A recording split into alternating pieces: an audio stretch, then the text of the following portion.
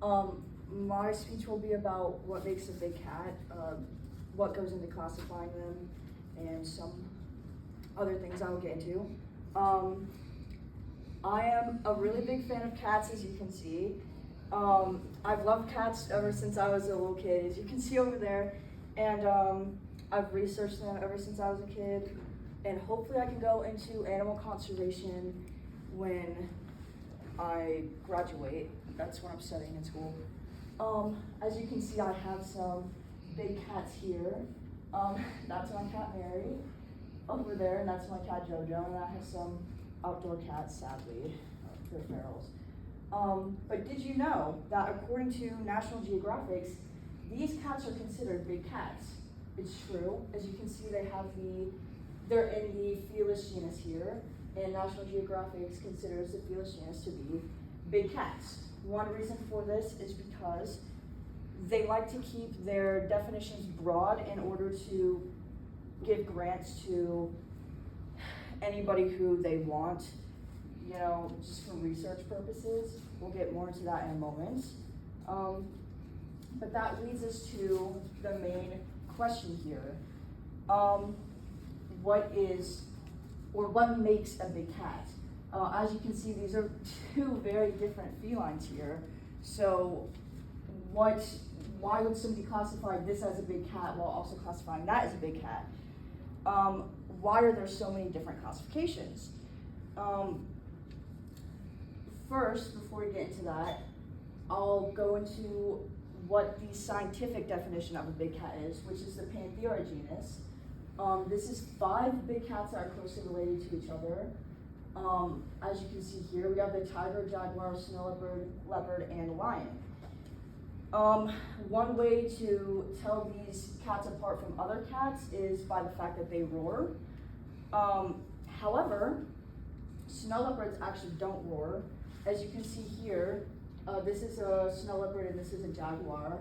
This is more of a triangular vocal cord, while this one's more of a rectangular one. So this allows a jaguar to roar while a snow leopard can. So we can see that even by saying all big cats are cats that can roar, that's not even true if we're using the scientific definition.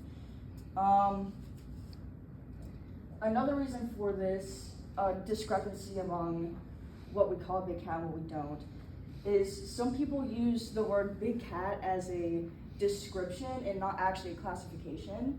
As you can see here, a cougar is very big and it can be bigger than an African leopard, for example.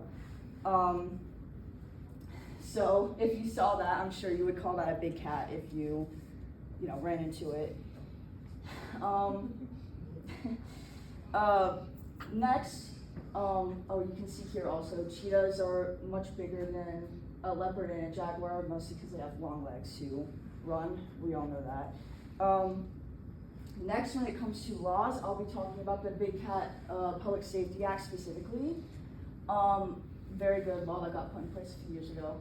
But we define big cats in laws like this under what we think will be harmful to the public. So as we see here, we have lions, tigers, leopards, snow leopards. Those are all very big and could kill you. Then we have clouded leopards, which are Neophelis in the Neophelis subgenus. Cheetahs, jaguars. Cheetahs are not scientifically considered to be a big cat, but they're still put in here because they could still hurt you. Jaguars and then cougars as well, because a cougar could eat you. I'm sure we've heard stories about that before. Next, like I mentioned earlier, National Geographic and other organizations will have very broad definitions for big cats in order to give grants, mostly for research. As you can see here, they work with the Great Plains Foundation.